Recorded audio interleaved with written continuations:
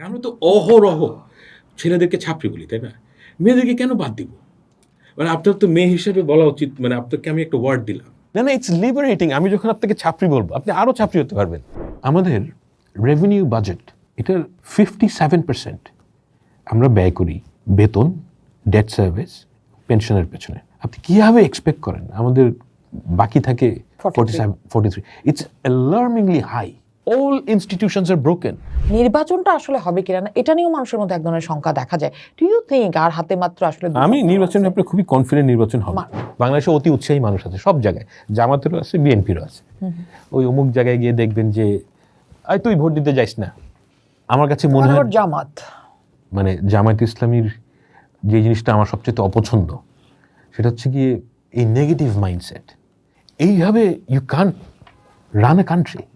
মানে তাদের সকল চিন্তা হচ্ছে গিয়ে আমাকে দখল করতে হবে।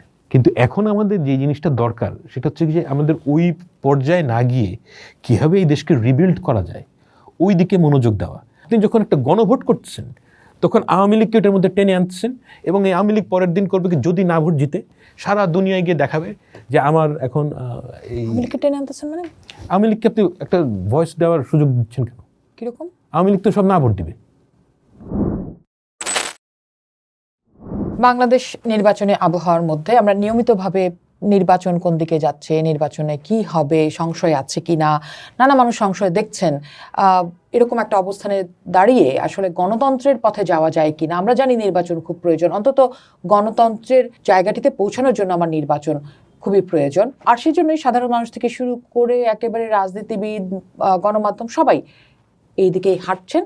নিয়মিতভাবে আমরাও আসলে সেগুলো নিয়ে কথা বলছি, রাজনীতিবিদদের সাথে কথা হচ্ছে, রাজনীতিতে আগ্রহী এমন মানুষজনদের সাথেও কথা হচ্ছে। রাজনীতিবিদদের নির্বাচনকে, পরিবেশকে উপর থেকে দেখেন পর্যবেক্ষক যাদের বলা হচ্ছে তাদের নিয়েও কথা হচ্ছে। কিন্তু আজ আমরা এমন একজনের সাথে কথা বলবো যিনি রাজনীতির মাঝে থাকেন কিন্তু ঠিক রাজনীতিবিদ নন, আবার নিজেকে তিনি পর্যবেক্ষকও বলতে চান না, সমালোচকও বলতে চান না। তিনি শুরুতেই আমাকে বলে নিচ্ছেন যে আমরা এমনি আলাপ করব। আজ কথা বলবো তার সাথে, লেখক অ্যাক্টিভিস্ট ফাহাম আব্দুস সালাম। ফাহাম আব্দুস সালাম, আপনাকে স্বাগত জানাচ্ছি। Thank you. ওয়েল, আপনাকে নিয়ে আমার অনেক রকমের প্রশ্ন, সেগুলো হচ্ছে কঠিন কঠিন আলাপের আগে। I hope those are nice. Really আমার তো মনে হয় যে আপনি আসলে নাইস না প্রশ্নগুলি ভালো বলতে পারেন। I don't know, let's see. আচ্ছা, শুরু করি তাহলে। আপনার গত কয়েকদিনে, মানে আমি একটু ভয় পাচ্ছিলাম যে কিছুদিন আগে একটা পডকাস্টে আপনি একজনকে সমালোচনা করছিলেন। আমি সেই আলাপে পরে যাব, তার আগে একটা শব্দ যে যার গায়ে অনেক ট্যাটু আছে। ইউ শুড সে ইট। আপনি the word is ছাপরিতুন Nisa. Exactly, ছাপরিতুন নিসা বলছিলেন আপনি তাকে। I have lot more tattoos, so am I ছাপরিতুন নিসা? ওয়েল, আমি সেটা আমি যে আপনি যদি আমাকে নিয়ে পিআর এর কথা বলেন তাহলে আমার মতন আরেকজন লেখককে কম্পেয়ার করবেন, রাইট? আমি যদি আপনাকে নিয়ে কম্পেয়ার করি তাহলে আমি ডেফিনেটলি আপনার মতন আরেকজন প্রেজেন্টারকে নিয়ে কম্পেয়ার করব, রাইট? তো কম্পেয়ার করা হচ্ছিল জাইমাকে নিয়ে। জাইমার কম্পেয়ার করবো আমি কার সাথে? তো যার দাদি কিংবা নানি প্রাইম মিনিস্টার। আচ্ছা, ওকে, রাইট। মানে দ্যাট অনলি মেক সেন্স। যাকে বলা হচ্ছিল তাকে দিয়ে যদি let's not talk about Sheikh হাসিনার নাতনি সম্পর্কে বলা হচ্ছিল। ইয়া, অ্যান্ড দ্য থিং ইজ অনেকেই ইটস ডিফিকাল্ট টু সে, মানে বাট আপনি তো ট্যাটুকে নিয়ে আসছেন, মানে ব্যাপারটা শুধু ট্যাটু না। আপনার লাইনটা এটাই ছিল যে যার হাতে ট্যাটু যে এরকম অসংখ্য মেয়ে আছে you don't see in that way. দেখেন, আপনি যদি একজন প্রাইম মিনিস্টারের নাতি হন এবং আপনার যদি বা ছেলে হন, there are certain expectations that you ought to make fulfil. এবং এটা কিন্তু সবার ক্ষেত্রে সত্য। অনেকেই আমার মতন ব্লান্ট না, অনেকেই, সবাই কিন্তু খেয়াল করে এটা। আপনিও খেয়াল করবেন, কিন্তু আপনি বলবেন না। আমি বলি, অ্যান্ড মানে আমার মধ্যে ইনহিবিশনটা নাই। Now it's a great word. মানে আপনি জিনিস চিন্তা করে দেখেন, আমরা তো অহরহ ছেলেদেরকে ছাপড়ি বলি, তাই না? মেয়েদেরকে কেন বাদ দিব? মানে আপনার তো মেয়ে হিসেবে বলা উচিত, মানে আপনাকে আমি একটা ওয়ার্ড দিলাম ফর মানে না হ্যাঁ মানে আমি হয়তো ব্যবহার করবো যে আচ্ছা ঠিক আছে এই জায়গায় বলতে, কিন্তু আমি আসলে একটা মেয়েদেরকে যে আপনি পাবলিক বারণ করে শোতে দিচ্ছেন। একটা পাবলিক শোতে আসলে আমি এরকম হিউমিলেটিং ওয়ার্ড ব্যবহার করতে পারি কি না, বা আমি যখন আসলে খুব সংবেদনশীল বলে নিজেকে দাবি করি, জেন্ডার সেনসিটিভ বলে নিজেকে দাবি করি, না না, আমি তো তখন gender আসলে sensitive বলেই এটা করছি। কারণ শুধু ছেলেদেরকে আমরা ছাপরি বলছি, মেয়েদেরকে বলতেছি না ছাপরি। যেমন ছেলেদেরকে যদি ছাপরি বলেন, তখন কি কেউ আপনাকে বলে যে পুরুষ বিদ্বেষী? বলে না তো। কিন্তু মেয়েদেরকে ছাপরি বলে নারী বিদ্বেষী। This is unfair to women. ও আচ্ছা এই জায়গায় সমতা করছেন যে ঠিক আছে ভাই, কিন্তু তো এই জায়গায় এখন একটা তো অ্যাপ্রোপ্রিয়েট ওয়ার্ড, বিউটিফুল ওয়ার্ড, ছাপরি তুলছে। আপনি এখন সেই জায়গায় স্ট্যান্ড করছেন যে yes I am right. I'm that kind of a man. ঠিক আছে, তাহলে সে জায়গা থেকে And you should take it jovially. I mean, this is nothing ill intention. I mean, it's just মানে এত সিরিয়াসলি আচ্ছা, তাহলে ছাপরিতুন্নেসা যার গায়ে ট্যাটু আছে সে ছাপরিতুন্নেসা না, না না না না একদমই না। না না ট্যাটু থাকলে সে কেমন ছাপরিতুন্নেসা আসলে? I don't know. I don't know. না তাহলে But শুধু না না কি ফিগারটা দাঁড় না, না, করানো না, হলো না, কোন ভাবে? আচ্ছা আপনি কি মনে করছেন যে আমি শুধু ট্যাটুর জন্য বলছি? নো। না আপনার Did you see her? Did you see her videos? Oh, you didn't see her, right? I saw her, yeah. তো ওগুলো দেখে আপনার কি মনে হয়েছে? এখন এটা একটা বড় ব্যাখ্যা। কসপ্লের ভিডিও কে করে? মানে কাম অন, একটা ছেলে করলে আপনি এক্স্যাক্টলি তাই বলতেন, তাই না? এখন এটা তার চয়েস। অফ কোর্স, এন্ড তো দ্যাটস একজনের যখন চয়েস এবং আপনি যখন তার স্বাধীনতার কথা বলছেন, ব্যক্তি স্বাধীনতার কথা বলছেন, yes, তখন she's- আপনি তার চয়েসকে কেন এভাবে ট্যাগিং করছেন? এটা কোনো ট্যাগিং না, this is what objective representation is. আপনি যদি খুব পেটুক হন, যদি এত এই সাদা টেবিল বলে খান, তাহলে আপনাকে আমি পেটুক বলবো। মানে দিস ইজ দ্য তার মানে- actual representation of what you do. তার মানে আমি যদি কোনো কিছু করার স্বাধীনতা রাখি, আমার বলারও স্বাধীনতা আছে, মানে আপনার করার স্বাধীনতা আই রেসপেক্ট। আমি তো আপনাকে করতে না করছি না, কিন্তু আমার বলার স্বাধীনতা তো থাকতে হবে। কিন্তু আপনার বলার স্বাধীনতার জন্য তো আমি গুটিয়ে যাচ্ছি, আমার উপরে আপনি এ ধরনের শব্দ ব্যবহার করে ফেলছেন। আমি কি আসলে সেই স্বাধীনতা নিতে পারবো, ভোগ করতে পারবো তখন? নো না, আপনি গুটিয়ে যাবেন কেন?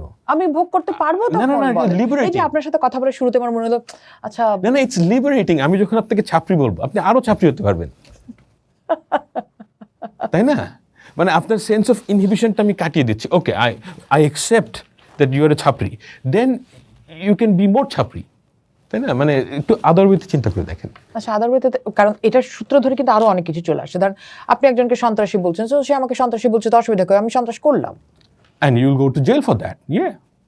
Please do it, but you'll have to face the music. মানে আপনি যদি সন্ত্রাস করেন, আমি আপনাকে সন্ত্রাসী বলবো না?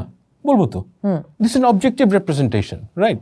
এবং মানে বাংলাদেশে লক্ষ কোটি মানুষ, লক্ষ কোটি ছেলেকে ছাপরি বলে। আচ্ছা, তার মানে ছাপরি বলাটা কারণ আপনাদের অনেকের গায়ে লাগে, সেই জন্য আপনি আসলে মেয়েদের জন্য একটা ছাপরিতুন্নি মানে gender. Well, you can put it this way. That's fine. আচ্ছা, তাহলে আমরা ছাপরিতে না যাই। আচ্ছা, আপনাকে সম্পর্কে একটা অভিযোগ আছে যে আপনার ক্লাস নিয়ে ভীষণ রকমের, মানে আপনি নিজেকে সবসময় ব্রাহ্মণ ভাবেন, আপনি Not really. এটা আপনার মধ্যে ভয়ঙ্কর রকমের আছে। না, আমার মধ্যে- কথায়, বার্তায়, আচরণে, পোশাকে, Oh, no, no, no. সবকিছুর মধ্যে। No, no, no. এই You got it all অভিযোগটা wrong. এর আগে কতবার পেয়েছেন এই? প্রচুর, কিন্তু they all read me wrong. আমার মতন ডাউন টু আর্থ মানুষ আমি আসলে পৃথিবীতে খুব কম দেখছি। That's true. আমি কিন্তু কোনোদিন দাবি করে বসি নাই যে আমি তোমাদের লোক। হ্যাঁ, এরকম কোনোদিন আমি দাবি করি না। I M true to honest to myself. আপনি আমাকে বলেন যে আমার যেই ওয়ার্ল্ড ভিউ, আমার ওয়ার্ল্ড ভিউতে বিউটি হচ্ছে কি সবার আগে ধর্তব্য। যার ওয়ার্ল্ড ভিউতে বিউটি সবার আগে ধর্তব্য, তাকে আপনি এলিটিস ছাড়া কি বলবেন? মানে what other classification do you have? পৃথিবীতে যেই দেশেই যান। So yes, I accept that. মানে আপনি যদি বলেন যে আমি এলিটিস্ট, কোনো গালি হিসাবে বলেন বা যে হিসেবেই বলেন, but I think it's a true representation of myself. এখন এই জিনিসটাকে অনেকেই মিসইন্টারপ্রেট করে যে না কুচাম। No, I am not at all like that. বরঞ্চ আমি খুবই ডাউন টু আর্থ মানুষ। বাংলাদেশে আসলেন অনেকদিন পর, আই থিঙ্ক। সো কেমন দেখছেন বাংলাদেশের মানুষকে? Very confused, very angry. অল্প কথা। এটার বড় কারণ হচ্ছে কি 5ই আগস্টের পর আমাদের সকলের মধ্যে প্রবলভাবে রাগ, জাস্টিফাইড। কারণ গত 15 বছর আওয়ামী লীগ এই দেশের মানুষদের উপর যে অত্যাচার করেছে, এইটা খুব ব্রুটাল। সেই সাথে একটা সমস্যার জায়গা হলো যে আমাদের অনেকের যে আশা অ্যাবাউট নতুন বাংলাদেশ, এটা unrealistic. We need to realise it's still a third world country, এবং আমাদের দেশের যেই সমস্যা সেগুলো সমাধান করতে সময় লাগবে। এবং যেই সমস্যাগুলো আমি দেখি ডে টু ডে লাইফে, যে তারা যা এক্সপেক্ট করছে বিএনপি কিংবা জামায়াতে ইসলামী কিংবা এনসিপি কিংবা কারেন্ট সরকারের কাছ থেকে, সেটা খুব সহসা সমাধান হওয়ার না। এখন এই ধৈর্যটা আমাদের মধ্যে নাই, এবং ধৈর্য না থাকা এবং রাগ, এই দুটার গুণফল আমরা দেখতে পাচ্ছি। আচ্ছা, তারা আসলে কি এক্সপেক্ট করছে? তারা অনেকগুলো জিনিস এক্সপেক্ট করেন। একটা এক্সপেকটেশন হচ্ছে কি, যারা আওয়ামী লীগ এর সাথে জড়িত কোনো না কোনোভাবে, তারা কোনো ম্যাজিক বলে নাই হয়ে যাবে। তারপর তাদেরকে আমরা সব জায়গায় ক্যান্সেল করতে পারবো। তারপর আইন শৃঙ্খলার মান রাতারাতি ভালো হয়ে যাবে। তারপর সব কিছু সুন্দরভাবে সুষ্ঠুভাবে চলবে। এই এক্সপেকটেশনগুলো আগের মতন চলবে না, এটা তারা মনে করেন। এরকমই তারা এক্সপেক্ট করেন, এবং এই এক্সপেকটেশনগুলোর মধ্যে কোনো ফান্ডামেন্টালি কোনো খারাপ জিনিস নেই, কোনো খারাপ নিয়ত নাই, কিন্তু এটা সম্ভব না। কেন? আমাদের রেভিনিউ বাজেট, এটার 57% আমরা ব্যয় করি বেতন, ডেট সার্ভিস, পেনশনের পেছনে। আপনি কীভাবে এক্সপেক্ট করেন আমাদের বাকি থাকে 43? It's alarmingly high. আমাদের যদি এই লেভেলের টাকা আমরা অনুৎপাদনশীল খাতে ব্যয় করি, আপনি কীভাবে আশা করেন যে সমস্যার সমাধান হবে? এবং এই ব্যাপারটায় তিনটা পার্টির কারোরই কোনো নজর নেই। তারা অনেক প্রমিস করছেন, কিন্তু কেউ এই প্রমিসটা করেন না যে আমি কীভাবে সরকারকে ছোট করবো এবং এই 50% রেভিনিউ বাজেটকে আমি অ্যাকচুয়ালি কম করবো। It is alarmingly high. Now I understand এই ধরনের কথা আসলে নির্বাচনের আগে কেউ বলে না, দ্যাট আই আন্ডারস্ট্যান্ড, কিন্তু এই হুঁশটা থাকা দরকার। দেখা যাক, আমি আশাবাদী যে পরবর্তী সরকার যারাই গঠন করুক তারা এই দিকটায় খুব ভালোভাবে নজর দেবেন। অর্থাৎ এই 57 নিয়ে কিভাবে নজর দেবেন? আপনাকে গভর্নমেন্ট ছোট করতে, মানুষকে লে অফ করতে হবে। তাহলে এত বড় পাবলিক সার্ভিস, আমি একদিকে কর্মসংস্থানের কথা বলছি। Public service cannot be this big, as simple as that. আমাদের public service is way too big. আপনি 57%, আপনি যদি দেখেন যে এই কাজটার জন্য কতজন আছে, that's not the right way of looking at it. আপনি দেখবেন যে আমার রেভিনিউ বাজেটে কত পার্সেন্ট আমি ব্যয় করছি for this. It is extremely high. আচ্ছা, তাহলে এই যে মানুষের এক্সপেকটেশন, আমি যদি একদম ছোট করে বলি যে ভাই আমি ঠিকমতো খেতে পারছি কিনা, আমি ডাক্তার পাচ্ছি কিনা, আমার বাচ্চাটা স্কুলে ঠিকমতো যেতে পারছে কিনা, আমার বেতন মাথার যে ছাদ, সেই ছাদটা আসলে আমি জীবনযাপনের জন্য উপযুক্ত কিনা, এই 5টা জিনিসের জন্য কি একদম পুরোপুরি আসলে এই বাজেট দায়ী? না না না না, আমাদের দেখেন, পাবলিক সার্ভিস কোনো দেশেরই, গভর্নমেন্ট কোনোদিন একটা দেশকে উন্নত করে না, করে প্রাইভেট সেক্টর। এখন আমাদের মেইন প্রবলেম হচ্ছে আমাদের জব নাই, আমাদের এখানে ইকোনমিক অ্যাক্টিভিটি বাড়াইতে হবে, অ্যাজ সিম্পল অ্যাজ দ্যাট। সেটা একটা সাইড, কিন্তু আরেকটা সাইড হচ্ছে গিয়ে আপনি যখন এই কাজগুলো করবেন তখন আপনার তো আসলে বাজেট দরকার। তো বাজেট বাড়ানোর একটা ওয়ে হচ্ছে কি আপনি ট্যাক্স দিয়ে বাজেটটা এই এই চাঙ্কটা বড় করবেন। কিন্তু আপনি যতই বড় করেন, এটা যদি 57%, it's a way too big amount. এবং এই অ্যামাউন্টটাকে কীভাবে ছোটো, I am not an expert, আমি জানি না কীভাবে ছোটো করতে হবে। কমন সেন্স বলেন, the easiest way of doing this and the only way that is perhaps doable হচ্ছে পাবলিক সার্ভিস ছোট করা। সেক্ষেত্রে কি আপনার মনে হয় না যে রাজনীতিবিদরা তো প্রমিস করেন ক্ষমতায় আসার জন্য, না বলেন, বা এই মুহূর্তে যেটা বলছেন, এবং আমরা যদি সবার ইশতেহারের দিকে একটু নজর দিই, আমরা দেখব যে অদ্ভুত সব পরিকল্পনা। আমি বলছি যে আমি হেলথ কার্ড করব, আমি বলছি আমি কৃষি কার্ড করব, আমি বলছি আমি সাধারণ মানুষের জীবনমান উন্নয়নের জন্য নানা ধরনের খাত তৈরি করব, বিভিন্ন দলের, যেটা আমি যদি এনসিপি বলি, জামাত বলি বা বিএনপি বলি। কিন্তু আমার যে একদম, আমি ফারহানা রহমান ভাই, আমি 1 কেজি চাল কিনতে চাই হচ্ছে 40 টাকা দিয়ে, এই জায়গাটায় কেউ কাজ করছে না। কেন করছে না আপনার কাছে?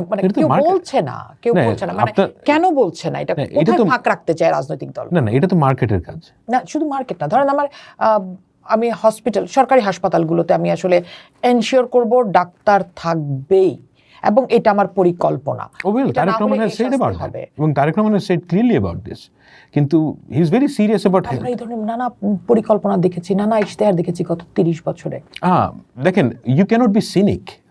মানে আপনি যদি মনে করেন যে আমাদের 2024-এ একটা নিউ ফেজে গেছি, we have to help them next government.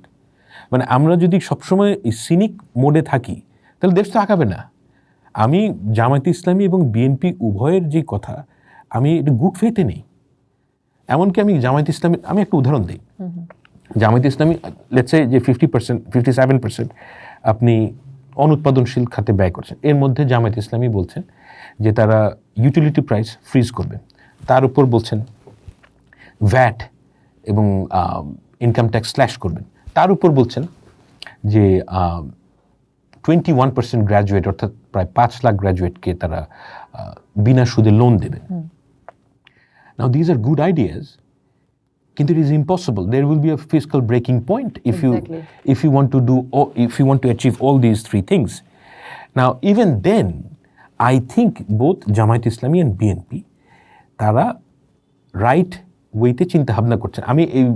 আমি ক্লিয়ারলি বিশ্বাস করি যে এটা সম্ভব না, what Jamaat Islami is saying.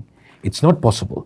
কিন্তু আমি তাকে ওই সমালোচনা করতে চাই না যেটা একজন মানুষকে, একটা দলকে, মানে সবাইকে হতাশ করে দেওয়া তো আমার কাজ না। মানে আমাদের কাজ হচ্ছে কি মানুষের হেল্প করা, যে we are all in this together.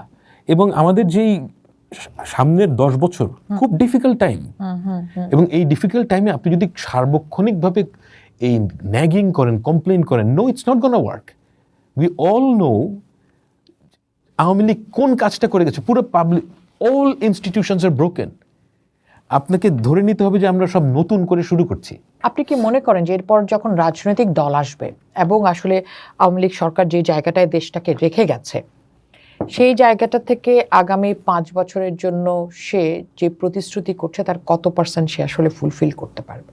আমি ব্যক্তিগতভাবে মনে করি তারা যা প্রতিশ্রুতি করছে, দুটো দলই, তারা যদি 50%-এর উপরে এটা ডেলিভার করতে পারে, আই উড বি স্যাটিসফাইড। কারণ আমি জানি বাস্তবসম্মত মনে হয় যে সম্ভব 50%। যেমন ধরেন না, অনেকগুলো জিনিস না যে ক্যাভিয়েটগুলো মানুষ পড়ে না। তারেক রহমান সাহেব যে ফ্যামিলি কার্ডের কথা বলছেন, উনি কিন্তু বলেন নাই যে আমি প্রথম ধাপেই সবাইকে ফ্যামিলি কার্ড দেব। হ্যাঁ, এখন অনেকেই কিন্তু ভেবে বসছে যে বিএনপি যদি জিতে তাহলে 6 মাসের মধ্যে সারা বাংলাদেশের সবাই ফ্যামিলি কার্ড পেয়ে যাবে। ধাপে ধাপের কথা বলছেন, এটা কিন্তু মানে মাথায় রাখা দরকার যে এগুলো অ্যাসপিরেশনাল। যেমন বিএনপি বলছে 5% তারা হেলথ সেক্টরে বাজেটের ব্যয় করবে। Now as a layman I understand 5% ব্যয় করার ক্যাপাসিটি বাংলাদেশের নাই। মানে এখন ধরেন বাংলাদেশ 41,000 কোটি টাকার মতন ব্যয় করে স্বাস্থ্য খাতে। তো জামায়াত ইসলামী যেটা বলছে 6 থেকে 8%। নাও এই যে 41,000 কোটি টাকা ব্যয় করে, মানে বাজেটে ছিল, শেষমেশ কিন্তু প্রায় 10-15,000 কোটি টাকা, I am not sure about the exact number, তারা ব্যয় না করে ফেরত পাঠায়। তার মানে কি যে আমাদের ওই ক্যাপাসিটিটা নাই। এইরকম পর্যায়ে আপনি যদি বলেন যে 6 থেকে 8% আপনি ব্যয় করবেন, এটা যদি আপনার লক্ষ্য হয় আগামী 7-8 বছর পর, দ্যাটস ওয়ান থিং। কিন্তু আপনি এটা করতে পারবেন না। এই মুহূর্তে আমাদের ওই লেভেলের ব্যয় করার সক্ষমতাটাই নাই। আমি ব্যক্তিগতভাবে মনে করি যে দ্য ট্র্যাজেক্টরি ঠিক থাকতে হবে। এক্স্যাক্ট আমার মাইলস্টোন, আমি এক্স্যাক্ট কোন জায়গাটায় পৌঁছাবো এইটা নিয়ে আমি ফিক্সেটেড না। আমি ফিক্সেটেড হচ্ছে গিয়ে যে আমাকে সঠিক রাস্তায় উঠতে হবে, এবং এই সঠিক রাস্তায় উঠে আমরা যেখানেই যাই আমরা বেশ ভালো, মানে যথেষ্ট দূরেই যাব। এর একটা কারণ আছে, সেটা হচ্ছে গিয়ে আমি আমাদের প্রাইভেট সেক্টরের উপর ভীষণভাবে আশাবাদী। কারণ আমাদের প্রাইভেট সেক্টরের যারা এন্টারপ্রেনিউর, এদের মতন মানুষ পৃথিবীতে খুব কম আছে। মানে তারা যেই প্রতিকূলতা ফেস করে বাংলাদেশের এই ইন্ডাস্ট্রি গড়ে তুলেছেন, এটার তুলনাহীন। কারণ বাংলাদেশের প্রতিটা জায়গায় মানুষকে ঠ্যাক দেওয়া হয়, প্রতিটা জায়গায়। মানে গভর্নমেন্টের কাজ হচ্ছে কি কীভাবে আটকানো যায়। গভর্নমেন্ট যদি এই ইন্ডাস্ট্রিয়ালিস্টদেরকে, মানে ওই ইন্ডাস্ট্রিয়ালিস্ট আমাকে বলছিলেন যে ব্যাংকের লোকটাকে বলছে আপনাকে ইন্ডাস্ট্রি বানাতে বলছে কে, and he was very sad about it, যে এই দেশে ইন্ডাস্ট্রি বানানো আসলে একটা পাপ। আপনাকে প্রত্যেকে আটকায় দিবে, প্রত্যেকে ঠ্যাক দিবে যাতে আপনি মানে ওই লোকটাকে ঘুষ দিতে হয়। আচ্ছা, তাহলে আমরা এটা একটু শেষ করি। তার মানে আশা আছে। আমি খুবই আশাবাদী। বাংলাদেশের মানুষের যে স্পিরিট ফর লাইফ, এটার ব্যাপারে আমি আশাবাদী। তাহলে হতাশা কেন দেখা যাচ্ছে মানুষের মধ্যে? আমি তো হতাশ না, অনলি থিং ইজ আমার আশা এখানে, চাঁদের উপর আশা নিলে তো হবে না। না, এই যে আপনি প্রথমে বলছেন যে মানুষ রাগান্বিত, মানুষ আশাহত, সো কেন Yes. তাহলে মানুষ মানে আশা তো আছে, সে জানে যে ও ইয়েস, আমি তো আশাহত না, আমি তো মনে করি আপনি না বাংলাদেশের মানুষ, আপনি তো বাংলাদেশের মানুষ না। কারণ হচ্ছে বাংলাদেশের মানুষের যেই অ্যাসপিরেশন এবং রিয়ালিটি এটা টিউনড না, মানে দুইটা তো মানে কাছাকাছি লাগোয়া হতে হবে। আচ্ছা, জানতে পারতে হবে যে আমি কি চাই, কতটুকু চাই, ইয়েস, মানে এবং আমি সেটা পাবো কিনা। ইয়েস, মানে আপনি যদি টম ক্রুজকে বিয়ে করতে চান, ইটস নট গোনা হ্যাপেন, চাই চাই। তাই না?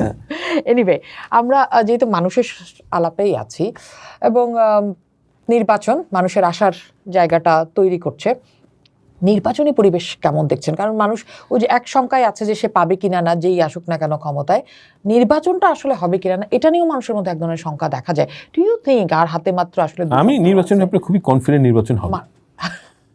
আমি অনেক আগের থেকেই খুব কনফিডেন্ট নির্বাচন হবে, এবং বাংলাদেশের মানুষ নির্বাচনের জন্য মুখিয়ে আছে, এবং বাংলাদেশের মানুষ ভোট পাগলা। এই দেশের মানুষ ভোট দিতে চায়, হ্যাঁ, কারণ ওই একটা দিন সে হচ্ছে বাচ্চা, ওইটাকে সে তার যেই এজেন্সি, ওটার একটা এক্সারশন হিসেবে দেখে। নির্বাচন হবে, এবং সেই সাথে আমি এটাও মনে করি যে নির্বাচন মোর অর লেস ফেয়ার হবে। এখন সমস্যা হচ্ছে যে ওই অমুক এক কেন্দ্রে বাংলাদেশে অতি উৎসাহী মানুষ আছে, সব জায়গায়, জামাতেরও আছে, বিএনপিরও আছে। ওই অমুক জায়গায় গিয়ে দেখবেন যে আই তুই ভোট দিতে যাইস না, এই সমস্ত কিছু কাহিনী হবে, এবং ওইটাকেই যদি আপনি পুরো বাংলাদেশের রিপ্রেজেন্টেশন মনে করেন, নো ইটস নট ট্রু। এবং মোরলেস 91, 96 এবং 2001-এর ইলেকশন যেরকম ছিল, ওর কাছাকাছি ইলেকশনই হবে, এবং ওর কাছাকাছি ভায়োলেন্সই হবে। মানে ওই সময়ও কিছু কিছু ভায়োলেন্স, কিছু কিছু জায়গায় ভায়োলেন্স হয়েছে। মানে আমি মনে করি না যে একটা নির্বাচনের যেই ফাইনাল রেজাল্ট, এটাকে বদলে দেওয়ার জন্য যেই ধরনের ইঞ্জিনিয়ারিং, ইলেকশন ইঞ্জিনিয়ারিং দরকার, সেটার অ্যাপেটাইট বিএনপির আছে। আমি এই আপনাকে ক্লিয়ারলি বলতে পারি, এটা আমার পার্সোনাল এক্সপিরিয়েন্স থেকে বলতে পারি, যে they are very serious about it. কোনো দরকার নেই, কোনো গ্যাঞ্জামের মধ্যে যাওয়ার কোনো দরকার নেই। অ্যান্ড আমার কাছে মনে হয় জামাত, কারণ আমরা এরই মধ্যে দেখছি জামাত এবং এনসিপি ওনারা এই ধমকের সুরে চলে এসেছেন যে আমরা নির্বাচন করব না, নির্বাচন হতে দেব না, নির্বাচনের লেভেল প্লেইং ফিল্ড নেই, সো সেক্ষেত্রে আমরা মনে করছি যে এটা সুষ্ঠু হবে না। আমরা কিন্তু এই আওয়াজটা পেতে শুরু করেছি। এটা অনেকটাই পলিটিক্যাল রেটরিক। মানে জামায়াত ইসলামীর যে জিনিসটা আমার সবচেয়ে অপছন্দ, সেটা হচ্ছে গিয়ে এই নেগেটিভ মাইন্ডসেট। মানে আমি ব্যক্তিগতভাবে মনে করি কি যে এই নেগেটিভ মাইন্ডসেট নিয়ে আপনি না পৃথিবীতে কোনোদিন কোনো কাজ করতে পারবেন না। তাদের পুরো ইলেকশনের যে আপনি যদি দেখেন যে প্রার্থীরা হচ্ছে গিয়ে ও খারাপ, ও খারাপ, ও খারাপ, ও খারাপ, ও চাঁদাবাজ, ও টেম্পু স্ট্যান্ড, তারপর ও এইভাবে you can't run a country. You have to have your own plans, এবং আপনাকে দেখতে হবে যে আমি দেশটাকে কোন জায়গায় নিয়ে যেতে চাই। এবং তাদের দ্বিতীয় যেই ব্যাপারটা নিয়ে আমার ভীষণভাবে আমার কী বলবো বিবমিশা, সেটা হচ্ছে যে তারা মেরিটোক্রেসিতে বিশ্বাস করে না। মানে মেরিটোক্রেসি অ্যামং দেমসেলভস, মানে তাদের সকল চিন্তা হচ্ছে গিয়ে আমাকে দখল করতে হবে, সকল সরকারি উচ্চ পদস্থ কর্মকর্তা আমাদের লোক যেতে হবে। কি করবে তারা? আপনারা মানে বিএনপি, সরি যদি আপনি বলেন যে টেকনিক্যালি আপনি বিএনপি না, বিএনপির লোকজন যদি টেম্পু স্ট্যান্ড দখল করে, ওনারা সচিবালয় দখল করবেন। একই তো মানসিকতা, একই রকম, যে যে ফিল্ডে খেলতে পারে। ওয়েল, আমি বলবো যে বিএনপির ক্ষেত্রেও টেম্পু স্ট্যান্ড দখল করাটা ভুল, জামায়াত ইসলামের ক্ষেত্রেও এই দখল করাটা ভুল। মানে বিএনপির পক্ষ থেকে অনেক রাজনৈতিক সিনিয়র নেতারা বলেছেন যে এতদিন বিএনপির রুট লেভেলের এরা খেতে পারেনি, এখন খাচ্ছে। সম্প্রতি সপ্তাহ দুয়েক আগে সেলিমা রহমান বলেছেন যে এতদিন তো খেতে পারেনি, এখন যদি খায় তাহলে মানে খুব কি ভুল ধরা যাবে, বা এই খাওয়া খাই এই কালচারটা তো আমাদের আছে। Oh yes, absolutely, and that's a very sad thing. এবং ব্যাপারটা হয়েছে কি যে এটা তো গরিব দেশ, আমি কোনো রাগঢাক ছাড়াই বলি যে গরিব দেশে চাঁদাবাজি হয়, যে কোনো থার্ড ওয়ার্ল্ড কান্ট্রিতে চাঁদাবাজি জিনিসটা হবে না। I am not justifying it, and আমি এটা 100% বিপক্ষের মানুষ, কিন্তু এই ঘটনাগুলো ঘটছে। আমাদের যেটা দেখা দরকার ভবিষ্যতে, চাঁদাবাজিকে যদি আপনি বন্ধ করতে চান, দখল এবং চাঁদাবাজিকে যদি বন্ধ করতে চান, বিএনপি যদি ক্ষমতায় আসে তাদের যেই কাজটা করার দরকার এটা মেনে নেওয়া উচিত, যে ঘটনাটা ঘটছে। এবং আমি এই ব্যাপারে নিশ্চয়তা দিতে পারি যে তারা এই জিনিসটাকে অস্বীকার করে না। এই জিনিসটা যে একটা বিশাল প্রবলেম, কারণ আমি প্রথম দিকের কথা মনে করতে পারি যে প্রথম 6 মাস মানে আমার একজন আত্মীয়, আপনারা জানেন, উনি দিনের মধ্যে একটা লম্বা সময় কাজ করতেন যে এই প্রবলেম সর্ট আউট করার জন্য। এবং অনেক ক্ষেত্রে কিন্তু ব্যাপারটা, এই দখলের ব্যাপারটা ইজ রাইট। যেমন ধরেন আমি পরশু দিনের কথা বলছি, ঠাকুরগাঁওর একজন বিএনপির কর্মী, তার যে প্রাইভেট প্রপার্টি এটা আওয়ামী লীগের লোকেরা দখল করে রেখেছে ফর 15 ইয়ার্স। এখন উনি কি করবেন, এটা তার লাইভলিহুড ছিল। এখন ওনাকে বলেছে ইলেকশনের আগে কিচ্ছু করবে না। হ্যাঁ, ইলেকশনের আগ পর্যন্ত সে এই গত 1.5 বছরও এটা দখল পুনরুদ্ধার করে নাই, কিন্তু ইলেকশনের পর সে কিন্তু তার নিজের প্রপার্টি গিয়ে পুনরুদ্ধার করবে। এটা যখন আপনি আউটসাইডার হিসাবে দেখবেন, আপনার মনে হবে সে বিএনপির একটা কর্মী গিয়ে দখল করছে, কিন্তু সে তার নিজের প্রপার্টি দখল করছে। এখন এই জিনিসটার যে নুয়ান্স, এই নুয়ান্সটা কিন্তু বোঝা খুব কঠিন, কারণ বাংলাদেশের লোকাল লেভেলে আসলে তার লোকাল গভর্নমেন্টের ওইরকম কোনো মানে ক্ষমতাই নেই যে আমি যদি লোকাল পাওয়ার দিয়ে আপনার জমি দখল করি, মানে আপনি তো কিছু করতে পারবেন না। এবং এই ঘটনাটা আওয়ামী লীগ গত 15 বছর ধরে করেছে। প্রচুর বিএনপির লোকদের দোকানপাট এগুলো দখল করে রাখছে। এখন বিএনপি যখন টাইম চেঞ্জ হয়েছে, আপনি করবেনটা কি? আমাকে বিএনপির একজন নেতা একটা কথা বলছিলেন, খুব একদম চোখে পানি চলে আসছে তার। উনি আমাকে বলতেছেন যে আমার ভাই সে প্রতিবন্ধী, এটা কিন্তু আমাকে বলছেন 2018 সালে। তাকে পুলিশ সে ডেকে নিয়ে গিয়ে, সে যেহেতু বিএনপির নেতা, তার প্রতিবন্ধী ভাইকে নিয়ে বেরহমভাবে পিটাইছে। এখন উনি যে কথা বলছেন, আমি তো একটা প্রতিশোধ নেব, আমাকে যেই বলুক না বলুক। তার কিন্তু অনেক সয় সম্পত্তিও দখল করছে, ওইটা নিয়ে তার কোনো আগ্রহ নেই। তার কথা হচ্ছে আমার ভাইকে যে আমার কারণে পিটাইছে, এটার প্রতিশোধ আমি নিব। আমি জানি না এখন উনি প্রতিশোধ নেবেন কি নেবেন না। এই জিনিসগুলো কিন্তু ফারহানার রিয়ালিটি। আমরা সবাই মানুষ, এবং বিএনপির নেতাকর্মীদের উপর দিয়ে গত 15-16 বছর যেই স্টিম রোলার মানে গেছে, এটা না কোনো জায়গায় আসে নাই, বাট ইটস ট্রু। এটা মানে ইনহিউম্যান লেভেলের। আচ্ছা, এখানে একটু ছোট জিনিস, হ্যাঁ, আপনি নেতাকর্মী শব্দটা উচ্চারণ করলেন, তো কিছুদিন আগে আমাদের এখানে রুমিন ফারহানা এসেছিলেন, তো রুমিন ফারহানা বলছিলেন যে ট্রু তৃণমূলের কর্মীদের উপর ভীষণ রকমের অত্যাচার হয়েছে, হামলা মামলা জের বার ছিল তারা, বাট নেতারা সবাই যে খুব খারাপ ছিলেন ব্যাপারটা সেরকম না, নেতারা বেশ ভালোই ছিলেন ভাগযোগের। Not really, absolutely not. মানে আমি তো একটা ঘটনা বলি আপনাকে। আচ্ছা, কত পার্সেন্ট ভাগযোগে ছিলেন আর কত পার্সেন্ট? এইভাবে বলা সম্ভব না। আমি আপনাকে একটা রিয়েল লাইফের উদাহরণ দিচ্ছি, আমি কোনো বানায় কোনো কথা বলছি না। আমিও জানি অনেকে ভীষণ রকমের আমার টর্চার্ড হয়েছেন। আমার শাশুড়ির ক্যান্সার ছিল। উনি সকালবেলায় 7টার সময় সার্জারিতে যাবেন, রাত 3টার সময় এসে বাসার থেকে উঠাই নিয়ে চলে গেছেন। এগুলো যে কীরকম ট্রমেটিক ইভেন্ট, মানে সারাদিন আমার স্ত্রী কান্নাকাটি করছে, অ্যান্ড সামনে কী হবে কেউ জানে না। তো আল্লাহর অশেষ রহমত যে আমরা ওখান থেকে মানে মুক্ত হতে পেরেছি। কিন্তু এখন আমাদের যে জিনিসটা দরকার সেটা হচ্ছে যে আমাদের ওই পর্যায়ে না গিয়ে কীভাবে এই দেশকে রিবিল্ড করা যায় ওই দিকে মনোযোগ দেওয়া। আনফর্চুনেটলি আমাদের সকল এই মুহূর্তে আমি যা দেখি যে রাজনৈতিক আলাপ আলোচনা, সেটা হচ্ছে তুই খাইতে পারবি না, ও খাইতে পারবে না, ওকে আটকাইতে হবে। সাধারণ মানুষের যে সমস্যা, এটা নিয়ে কিন্তু কোনো আলোচনাই হয় না। আমি ঠাকুরগাঁতে গিয়ে দেখলাম একটা ইউনিয়নের, মানে ওর চাওয়াটা কত ছোট আপনি চিন্তা করে দেখেন। একটা ইউনিয়নের মানুষকে জিজ্ঞেস করা হলো যে আপনাদের চাওয়া কি সরকারের কাছে। তাদের চাওয়া খুব সামান্য, একটা খালের মতন আছে, সেই খালের উপর দিয়ে বাঁশের একটা সাঁকো আছে, তারা চায় ওটা ব্রিজ হোক, এবং এই ব্রিজটা হতে 20 থেকে 25 লাখ টাকা লাগবে। এই টাকা তাদের নাই, এবং মানে লোকাল গভর্নমেন্টের নাই। তারা চায় এটা ব্রিজ হোক। এত সামান্য তাদের চাওয়া, এবং এই দিকে আমাদের মনোযোগ থাকা দরকার। আমাদের মনোযোগ হয়ে গেছে আনফর্চুনেটলি সব আপনার সোকল্ড এলিট ক্লাসের যে চাওয়া ওগুলোর মধ্যে। আচ্ছা, ওই লোকটার, ওই যে গ্রামের ওই লোকটা, ওর কি সংবিধান সংশোধনী দিয়ে ওর জীবনে কিছু যায় আসে? আপনি সত্যি করে বলেন। Good point. হ্যাঁ, যে ঠিক আছে, দুইটা পয়েন্ট চলে আসলো আসলে। সেখানে হচ্ছে যে এই যে রাজনীতিবিদরা মানুষ কি চায় সেই জিনিসটা বুঝতে না পারেন না কেন? রাজনীতিবিদরাই সবচেয়ে বেশি ভালো, তারা বুঝতে পারেন না, এটা সত্যি কথা। বুঝতে পারলে তো এতদিন ঠাকুরগাঁও ওই জায়গাটায় ব্রিজ হয়ে যাওয়ার কথা। আওয়ামী লীগের আমলে তো এটা একটা মানে পুরো মানে 25 লাখ টাকা বিএনপি নেতাদের ছিল না? না, বিএনপি তো এখানে দৌড়ের উপর ছিল 15 বছর। বা লোকাল কারো ছিল না, বা ওইখানকার এমন আজকে আওয়ামী লিডার্স, মানে ওখানে তো রমেশের সিট, এন্ড মানে এরা তো সব পয়সা বানাইছে। আমি তো বলি যে আমি এই এলাকার জন্য কাজ করেছি এতদিন।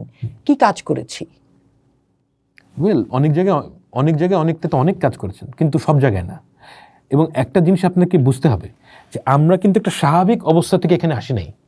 গত 15 বছর ওভারঅল পিকচারটার কথা বলছি, যে সবসময় আমরা দাবি করি যে আমরা অনেক কিছু করেছি, আমাকে তুমি ভোট দাও, কিন্তু যখন আমরা যাই দেখি যে আসলে তেমন কোনো, মানে আমি সাংবাদিক হিসেবেও যখন গেছি দেখি যে কোনো না, আপনি তো বিএনপি জামাত তো এলাকায় যেতে পারে নাই, তারা তো দৌড়ের উপর আছে।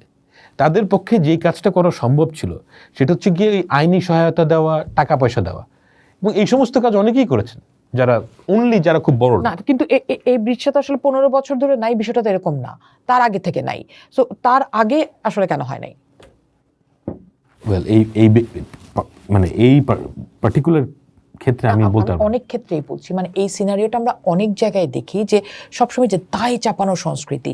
যে ভাই আওয়ামী লীগ এসে কি করলো, 15 বছর সে 5 বছরের শাসনকে বিচার করলো বিএনপির, তাই না? সে বিএনপি এটা করে গেছে, সেজন্য 15 বছর ধরে ঠিক করলো। তাহলে এখন 15 বছরে যেটা নষ্ট হলো সেটা আসলে সামনের সরকার কত বছরে ঠিক করবে?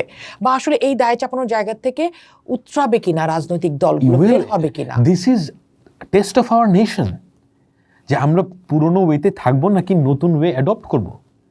মানে আমরা যদি সারাক্ষণ ওই আওয়ামী স্টাইলে পলিটিক্স করি, যে কোনো কিছু করলে আটকায় দেব, বাধা দেব, তাহলে এরকমই থাকবে, অ্যাবসলিউটলি এরকমই থাকবে। কিন্তু আমরা যদি মনে করি যে আমাদের সামনের যে দিনগুলো, আমরা যদি আমাদের সাধারণ মানুষের সমস্যা সমাধান করতে পারি, যদি তাদের জন্য জব ক্রিয়েট করতে পারি, we will have a bright future, no doubt about it, but we have to commit to a process.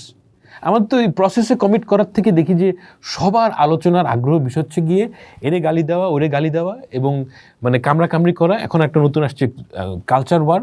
সেই কালচার ওয়ার হচ্ছে গিয়ে বেসিকলি ওয়ার অফ প্ল্যাটফর্মিং। ওরে আমি ক্যান্সেল করব, ক্যান্সেল করার পর কী হবে আমরা কেউ জানি না।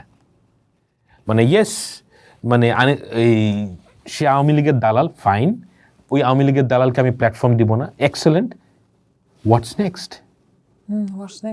মানে ওকে প্ল্যাটফর্ম না দিলে তার মানে তো এই না যে ওদের রুনা লালাকে বাদ দিলে আমার একটা রুনা লালা এমনি দাঁড়ায় যাবে। আমি জাস্ট কথা বলছি, আমি করে রুনা লালাকে ট্যাগ করছি না কোনো দিকে। আমি জাস্ট বলছি যে একটা জিনিসকে বাদ দিলেই তো আর একটা জিনিস অটোমেটিকলি গ্রো করে না, it's a long war. So এই জায়গাটায় কি করা উচিত আসলে, মানে পলিটিক্যাল লিডারদের কোন পথটায় যাওয়া উচিত, কি করা উচিত? মানে আপনি সেন্ট্রিস্ট ওয়েতে আপনি ল অ্যান্ড অর্ডার ঠিক করেন এবং মেরিটোক্রেসি মোটামুটি বজায় রাখেন। আপনি দেখবেন যে আমাদের দেশের ছেলেমেয়েরাই যদি গভর্নেন্সের সুবিধা পায়, আমাদের আর্টিস্টরা যদি গভর্নেন্সের সুবিধা পায়, আপনাকে তাকে ভালো নাটক লেখা, ভালো গান গাওয়া এটা শিখাই দিতে হবে না। আপনার ভিতরে যদি প্রেম না থাকে, আপনি কোনোদিনও প্রেমের গান আপনি উচ্চারণ করতে পারবেন, কিন্তু আপনার মধ্যে থেকে ওই গালিবের গান বেরোবে না, গালিবের গজল বেরোবে না। তো যখন আপনি একজনকে গভর্নেন্স দিবেন, আমাদের দেশের সমস্যা কি, আমাদের কবিরা প্রেমের মধ্যে নাই কিন্তু প্রেমের কবিতা লিখেন, রাইট? তো ওইটার অ্যানালজি দিয়ে আমি বলছি যে আপনি যদি গভর্নেন্সের সুবিধা দেন, মানুষের দেশপ্রেম বাড়বে। ইয়েস, আপনি একটা অ্যাভারেজ মানুষকে জিজ্ঞেস করে দেখেন সে সরকার থেকে কি সুবিধা পায়, কোনো সুবিধা পায় না। এখন তার যখন কোনো সুবিধা না পায়, তার মধ্যে থেকে আপনি দেশপ্রেম আশা করেন কেন? তার মধ্যে থেকে আপনি মানে আর্ট অ্যান্ড কালচার যদি বলেন, আমরা আর্টিস্টদের কীভাবে ট্রিট করি, আমরা তো আর্টিস্টদের কোনো সম্মান দিই না। তো আপনি তার কাছ থেকে কেন আশা করেন যে সে কোনো মহৎ আর্ট ক্রিয়েট করবে? আপনি মানে আমাদের কিবরিয়া একটা কথা বলেন, লিখেছিল একবার, আই 100% এগ্রি উইথ দ্যাট, যে আমাদের দেশে কেউ যদি ম্যাকবেথ লেখে কেউ জানবেই না যে ম্যাকবেথ লেখা হয়েছে, পড়েই না, আপনার পাঠকই নাই। তো এখন এই মানে বড় বড় সমস্যা বাদ দিয়ে যদি আপনি মনে করেন যে ওকে ওই সানজিদা খাতুনকে আমি ডি প্ল্যাটফর্ম করব, কিংবা আব্দুল তুষারকে ডি প্ল্যাটফর্ম করব, কিংবা ওই যে সাংবাদিক একজন আছেন যে আনিসুর রহমান না, আনিস আলমগীরকে জেলে ঢুকাবো, হোয়াটস নেক্সট? এদেরকে জেলে ঢুকাতে তো আপনার কোনো নিজের ন্যারেটিভ তৈরি হচ্ছে না। তাহলে এই যে 15 মাস ধরে এই ইন্টারিম গভর্নমেন্ট যে সংস্কার প্রক্রিয়ার ভেতর দিয়ে গেল, তারা একটি জুলাই সনদ তৈরি করলেন এবং এই পরিবর্তনগুলো যেন আসে তারা কিছু ধারা তৈরি করলেন যেটা আইনে পরিবর্তিত হবে। আপনার কাছে কি মনে হয় যে এই সংস্কার প্রক্রিয়াটা ঠিকঠাক, এটা হওয়া উচিত, সংস্কারটা আসা উচিত, যেটা তারা উদ্যোগ নিয়েছেন সেটার বাস্তবায়িত রূপ? আমি দেখতে চাই ভেরি সিম্পল, যেই ক্ষমতায় আসুক সে যা প্রমিস করেছে অতটুকু করলে আমি খুশি। আমার প্রশ্ন এটা ছিল না। আপনার প্রশ্ন হচ্ছে গিয়ে, এটা হচ্ছে প্রথম ভাগ। দ্বিতীয় ভাগ হচ্ছে কি যে সংস্কারের যে প্রক্রিয়া তারা গিয়েছে, সংস্কারের প্রক্রিয়া, এখানে অনেক ফ্ল আছে। I don't want to debate on that. কারণ দেখেন, আমি বর্তমান যেই সরকার তাদের কাজকে সহজ মনে করি নাই প্রথম থেকেই, এবং এই জন্যই আমি বলেছিলাম যে খুব দ্রুত যদি আমরা পলিটিক্যাল গভর্নমেন্টের দিকে যাই, আমরা রিপ্রেজেন্টেশন আসবে সরকারের, পলিটিক্যাল রিপ্রেজেন্টেশন, এবং সেই ক্ষেত্রে আমাকে বারবার বলতে হবে না যে এই সরকারের উইক উইক উইক। তো ওই দিকটা যখন আপনি বিচার করবেন যে এই সরকারের আসলে প্রচুর শর্টকামিংস ছিল এবং তারা পারফর্ম করতে পারে নাই ভালো, এবং এটা নিয়ে সারাক্ষণ ঘ্যান ঘ্যান করার মানে হয় না। কারণ আপনাকে একটা জিনিস বুঝতে হবে যে the destruction of Awami League, তারা যে কাজটা করে গেছে এটা এত ভয়াবহ যে আপনি যদি এখন বাংলাদেশের শিক্ষা খাত ঠিক করতে চান, এটার কোনো রেজাল্ট পেতে আপনার 7-8 বছর ওয়েট করতে হবে।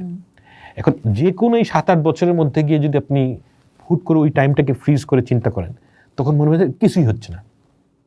কিন্তু এটা স্টেপ বাই স্টেপ যেতে হবে।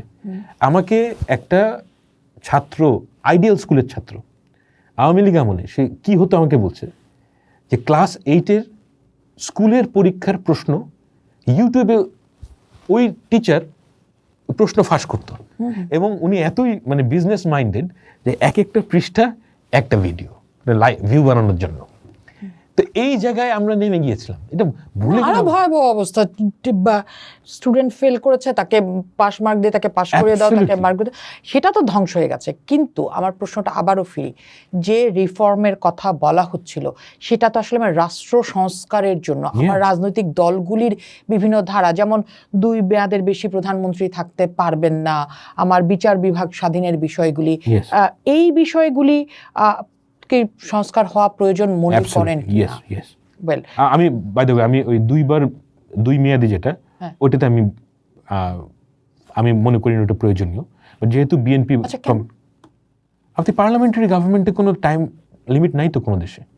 কোন দেশে আছে? প্রেসিডেন্সিয়াল সিস্টেম নাই, কিন্তু যে ভালো উদ্দেশ্যে করা হয়েছে সেই উদ্দেশ্য তো পরিষ্কার, কারণ আমরা তো এটার ফল ভোগ করলাম টানা থাকবে। এটার জন্য হয়নি, কিন্তু বাই দ্য ওয়ে আপনি নির্বাচন না করার জন্য এই অবস্থা আসে। নির্বাচন তো আমি তখনই করব না যখন আমি আসলে ক্ষমতায় থাকার লোভ থেকে যাবে আমার, আমি আসলে ক্ষমতা কুক্ষিগত করে রাখবো। Structural thing. আপনি যখন একটা দলকে যদি নির্বাচন করতে না হয় ক্ষমতায় থাকার জন্য, তখন সে অনেক কাজ করতে পারে, যেটা আওয়ামী লীগের এই সুবিধাটা ছিল। আপনি যদি ইফ ইউ মেক শিওর যে আপনাকে দেশের নির্বাচন ছাড়া ক্ষমতায় যাওয়ার আর কোনো উপায় নেই, তাহলে আমার কথা হচ্ছে আপনার এজেন্সি আছে, আপনি তারেক রহমানকে ভোট দিন না। আপনার যে কোনো প্রধানমন্ত্রী, যাকেই প্রধানমন্ত্রী বানান, আপনি ভোট দিন না। কিন্তু কথা হচ্ছে যে পাবলিক ডিসাইড করবে কে প্রধানমন্ত্রী হবে আর কে হবে না। আপনি যে টার্ম লিমিট দিচ্ছেন 2টা 10 বছর, এইটা পার্লামেন্টারি সিস্টেমের সাথে আমার কাছে মনে হয় যায় না, কিন্তু প্রেসিডেন্সিয়াল সিস্টেমে হয়তো এটা যায়। যেহেতু বিএনপিতে রাজি হয়েছে, সুতরাং দে শুড অ্যাডপ্ট ইট। আমার প্রশ্নের শুরুতে আরেকবার ফিরি, যে তাহলে এই যে পুরো সময়টা ধরে তারা যে চেষ্টাটা করলেন 1.5 বছর পরে ধরে, এখন যে গণভোটটা চাওয়া হচ্ছে, সেই গণভোটের পক্ষে আসলে রাজনৈতিক দলগুলোর গণভোটের বিষয়ে আসলে রাজনৈতিক দলগুলোর এক ধরনের অবস্থান দেখা যাচ্ছে, এটাকে আপনি কিভাবে দেখেন? আমি যেভাবে দেখি যে জামায়াত ইসলামী, বিএনপি এবং এনসিপি সবাই সংস্কার চায়, গণভোটের পক্ষে। এবং আমিও ফিলোসফিক্যালি গণভোটের পক্ষে, কিন্তু আমার যেটা সমস্যার জায়গা সেটা হচ্ছে যে আমি আওয়ামী লীগকে কোনো ভয়েস দিতে চাই না। কারণ এই যে না ভোট, যদি না ভোট জিতে, how would you interpret that? মানে যদি ধরেন জাস্ট একটু কিছুক্ষণের জন্য চিন্তা করেন যে ধরেন না ভোট জিতে গেছে, আমি চাই না, কিন্তু যদি না ভোট জিতে, তখন এটা দুইটা ইন্টারপ্রিটেশন আছে। একটা ইন্টারপ্রিটেশন হচ্ছে কি, ধরা যাক না ভোট জিতলো এবং বিএনপি ক্ষমতায় আসলো, সাপোজ। এটা কোনো আউটল্যান্ডিশ কিন্তু সিনারিও আমি বলতেছি না। এখন বিএনপি এসে বলল যে যেহেতু না ভোট জিতছে, সেহেতু আমরা কোনো সংস্কারই করব না। এক্স্যাক্টলি। কারণ হচ্ছে গিয়ে আমরা পিপলস ম্যান্ডেটকে ফলো করব। এবং আপনি যদি খুব খেয়াল করে চিন্তা করেন, এইটা কিন্তু রং না, কিন্তু মানে আপনি আবার আরেকটা ইন্টারপ্রিটেশন করতে পারে বিএনপি যে ওকে না ভোট জিতছে, but will still go for আমরা যা প্রমিস করছি। হ্যাঁ, দুইটা ইন্টারপ্রিটেশনই কিন্তু এটার মধ্যে আছে, ইমপ্লিসিট আছে। আমি বেসিক্যালি এই জায়গাটা যেতেই চাই না। আমার বিএনপি, জামায়াতে ইসলামী, এনসিপি, তারা তিনজনের ক্ষমতা, তাদের তিনজনের যেই দলীয় অবস্থান থেকে বলছে যে আমি এটা করব, ও বলছে এটা করব, এটা করব। মানুষ ম্যান্ডেট দিক যে কে এটা করবে, তিনটার যে কোনো একটা ইমপ্লিমেন্টেড হোক। এবং ম্যাক্সিমাম জায়গায় কিন্তু তিন দলই একমত, অলমোস্ট তিন দলই কিন্তু একমত, ডিফারেন্ট পরিকল্পনা, বাট মোটামুটি একমত। তো আপনি তো তাকে অলরেডি, আমি যখন প্রমিস করছি জুলাই 4 যে আমি এটা করব, আমি তো অলরেডি বাংলাদেশের মানুষকে প্রমিস করলাম। আমার যে প্রমিস, এটা আরবিটার কে? কোনো আদালত না। আমার যে প্রমিস আমি রাখতে পারছি কি পারি নাই, এটার আরবিটার হচ্ছে কি বাংলাদেশের সাধারণ মানুষ। এবং বিএনপি যদি ফেল করে এটা ডেলিভার করতে, আপনি তাকে নেক্সট ইলেকশনে ভোট দেন না। কিন্তু কথা হচ্ছে আপনি যখন একটা গণভোট করতেছেন, তখন আওয়ামী লীগকে এটার মধ্যে টেনে আনতেছেন। এবং এই আওয়ামী লীগ পরের দিন করবে কি, যদি না ভোট জিতে, সারা দুনিয়ায় গিয়ে দেখাবে যে আমার এখন এই আওয়ামী লীগকে টেনে আনতেছেন। মানে আওয়ামী লীগকে আপনি একটা ভয়েস দেওয়ার সুযোগ দিচ্ছেন কেন? কিরকম? আওয়ামী লীগ তো সব না ভোট দিবে, সবাই না ভোট দিবে। এখানে গিয়ে আপনি এই গণভোট শুরু করছেন অ্যাটলিস্ট 26% না ভোট ধরে, প্রত্যেকটা আওয়ামী লীগ এখানে গিয়ে না ভোট দিবে। আচ্ছা, ধরেন 26% না ভোট হলো, বাকি তো আমার আই ডোন্ট নো থেকে যাচ্ছে 78%। না, I don't know what will happen. 74% I think. I am intelligent man, I don't do that. আমি কোনোদিনও আমার মানে এমন জায়গায় যেতে চাই না যেখানে গিয়ে মানে যে আমাকে সর্বনাশ করতে চায় তাকে আমি বেসিক্যালি দাওয়াত দিয়ে ওখানে ডেকে নিয়ে আসবো। নো, মানে আমার কাছে এটা হাস্যকর মনে হয় যে এতগুলো অ্যাডাল্ট এটা বুঝতে পারছে না যে you are inviting the other side to express their opinion. You don't need to. আমি তো প্রমিস করছি বাংলাদেশের সাধারণ মানুষকে। এক্স্যাক্টলি। তার মানে না ভোট দেয়া মানে হচ্ছে আমি আমার স্বৈরাচারী শাসককে ফেরত আনার রাস্তা খুলে দিচ্ছি। না, ডোন্ট গেট দ্যাট এক্সাইটেড। কিন্তু মানে মানে পরের দিন তো আওয়ামী লীগের লোকজন বলবে যে দেখো দেখো দেখো আমাদের এই 40% লোক, আমিরা কি করবে? 40% লোক না ভোট দিচ্ছে, এখনো এই দেশ না মানে আওয়ামী লীগ শেখ হাসিনাকে চায়। Why would you go there? মানে it's height of stupidity. You don't go there যেখানে আপনি আপনার যাকে এই তিন পার্টি মনে করছে শত্রু, তাকে আপনি একটা মানে অ্যাপ্রুভাল দেখাচ্ছেন যে আমার 40% অ্যাপ্রুভাল আছে। That's how it would be interpreted. আচ্ছা, এই যে ধর আমরা যেহেতু সংস্কারের আলাপে আছি, আমরা কিন্তু দেখলাম যে এর আগে দিন বদলের কথা, রাজনীতি বদলের কথা, অনেক কথাবার্তাই কিন্তু 15 মাস ধরে আমরা দেখলাম। ডু ইউ থিঙ্ক সেটার পরিবর্তন হয়েছে? অনেক পরিবর্তন, রাজনীতি বিহেভিয়ারের পরিবর্তন হয়েছে, অনেক পরিবর্তন হয়েছে। কিরকম? বাংলাদেশের ইতিহাসে কোনো সাদা লোক আসে নাই, দেশের মানুষেরা বসে বসে সিভিলাইজড ওয়েতে একটা সমস্যার সমাধান করছে, ইলেকশনে কমিট করছে। It's a huge development. আপনি কোন দিন দেখছেন এই জিনিসটা? মানে আগে তো যে কোনো প্রবলেম হলে মনে আছে ওই যে কেয়ারটেকার গভর্নমেন্টের সময় অস্ট্রেলিয়ার সার্নিনিয়ানকে ডেকে নিয়ে আসলো, সব জায়গাতে সাদা লোক না বসলে তো আমরা সালিশ না, আমরা তো আবার ওই যে সাদা লোক না বসলে সালিশ মানি না। তো সাদা লোক ছাড়াই তো আমরা সিভিলাইজড ওয়েতে ভদ্রলোকের মতন বসে, how ever flood it is, যে আমরা একটা কমিট করছি, this is a great achievement, এবং আমাদের এখান থেকে আরো সামনে আগানো উচিত। আচ্ছা, এটা যদি অ্যাচিভমেন্ট হয়ে থাকে, আপনি যদি বলেন যে রাজনৈতিক কালচারের পরিবর্তন হয়েছে, রাজনৈতিক সংস্কৃতির পরিবর্তন হয়েছে, তাহলে এই মুহূর্তে আমি আজকে থেকে 15 বছর আগে 20 বছর আগে যেটা দেখেছি যে ভাগের রাজনীতি, জোটের রাজনীতি, ভাগাভাগির রাজনীতি, ও ইয়েস, এটা তো ডেমোক্রেসি থাকবে। মানে আমাদের আনফর্চুনেটলি আমাদের পলিটিশিয়ানরা, সব দলের পলিটিশিয়ানরা এই মানে ইলেকশনকে একটা খুব পারভার্স ওয়েতে দেখে যে আমার খাওয়ার সুবিধা হবে। হ্যাঁ, এবং এটার মধ্যে বিশাল কামড়াকামড়ি আছে সব দলের মধ্যেই। এটা আমাদের জাতিগত অভ্যাস, এবং আমি তো বুঝে পাই না যে ধরা যাক আপনি ক্ষমতায় গেলেন, ধরা যাক একজন অ্যাভারেজ ক্যান্ডিডেট বাংলাদেশের, তিনি তো ল মেকিংয়ের কিছু বুঝেন না, কেন ওখানে যেতে চান এটা আমি বুঝি না। ক্ষমতাটা আসবে হাতে, ক্ষমতা the way they think actually destroys your soul, absolutely. না, আপনি এটা ভাবতে পারছেন কারণ আপনার তো আসলে আপনি এলিট ক্লাসে জন্মেছেন, বড় হয়েছেন, সবকিছুই বেশ না। সহজ ছিল, সেই জন্য আপনার জন্য এটা ভাবা সহজ। কিন্তু that's because I M A মুসলিম, আমি আল্লাহ বিশ্বাস করি, সেই জন্য আমার কাছে ক্ষমতাকে আমি ভয় পাই। কোনো এলিট ক্লাস এগুলো কিছু না। ইউ রিডিং আল্লাহ বিশ্বাস করা বড় রাজনৈতিক দল ক্ষমতায় কেন যেতে চায়? I don't know, it's up to them. তারা আল্লাহকে জবাব দিবে। আমি ওই লাইনের লোক না, আমি তো আল্লাহর ভয় পাই আল্লাহকে। আমার কাছে এটা মানে দেখেন, আমার দায়িত্ব নাই তাই আমার জব দিয়ে তাই নেই, দায়িত্ব নিলে আল্লাহ আমাকে জিজ্ঞেস করবে, and I am afraid of it. খোদা তাআলা আমার কপালে কী রাখছেন আমি জানি না, বাট আই এম হ্যাপি। কিন্তু এই যে তাহলে ক্ষমতার ভাগাভাগিটা, মানে ক্ষমতা নাই, যে রাজনৈতিক ভাগাভাগিটা, আসনের ভাগাভাগি, রাজনীতির ভাগাভাগিটা, আপনার কাছে কি মনে হয় না যে এক অর্থে আসলে তার ভোটারটাকেও ঠকানো হচ্ছে, তার সমর্থককে ঠকানো হয় কোনোভাবে এই জোটের রাজনীতি, ভাগাভাগির রাজনীতিতে? কারণ আমি যখন জোটের রাজনীতি করতে যাচ্ছি নির্বাচনের সময় এসে, আমি এই আসন ভাগাভাগি করতে যেয়ে আমি একদম যে মানুষটা আসলে 15 বছর কাজ করলো, 20 বছর কাজ করলো একটা জায়গায়, আমি তাকে স্যাক্রিফাইস করতে বলছি সেন্ট্রাল থেকে বসে যে ভাই আমার তো এখানে আসনের ভাগাভাগির জন্য এটা করতে হবে, তাহলে এটা কোন রাজনীতি? রাজনীতি বলতে কি বুঝেন? রাজনীতি তো আলটিমেটলি ধোকা দেওয়া ইজ পার্ট অফ রাজনীতি। If you look at the history of humanity, রাজনীতি একটা বিশাল পার্ট হচ্ছে কি মানুষকে আশাহত করা, অ্যান্ড ইট ইজ ইনএভিটেবল। এখান থেকে বের হওয়ার কোনো উপায় নেই। উই আর ফ্লড ক্রিচার্স, এবং আমাদের মানুষের খাইসলতি এটা।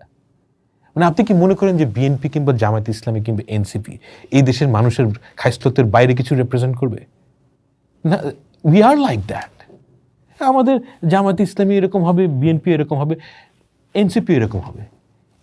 এটাকে মেনে নিয়েই আপনাকে রাজনীতি করতে হবে, যে রাজনীতির মধ্যে এই ছল চাতুরি থাকবেই। যে ছল চাতুরি করছে তাকে আমি কেন ভোট দিব, কিভাবে ভোট দিব? প্লিজ দিন না। ভোট দিয়ে দিব না। এক্স্যাক্টলি, ভোট না দিলে কি হবে?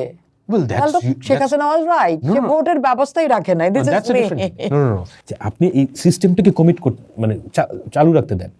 একবার ছল চাতুরি করে আসবে, দুইবার আসবে, থার্ড টাইম আসবে না। কিন্তু আপনার কি মনে হয় যে আমার দেশের ভোটাররা আসলে এই জার্নিটা নেয় অভিজ্ঞতা থেকে সে শেখে, নাকি শেষে দল দেখে, মার্কা দেখে, ফ্যামিলি দেখে?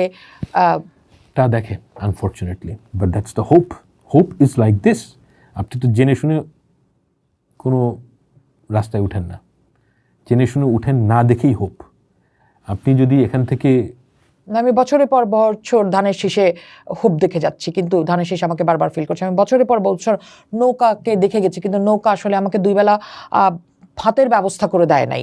and if you think so, your job as a citizen is to vote them out.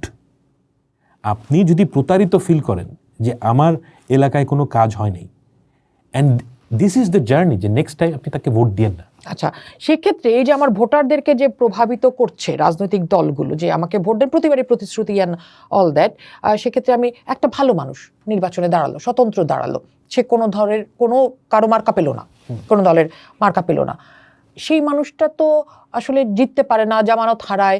কেন হারায়? কারণ হচ্ছে দল অ্যান্ড দ্য মার্কা।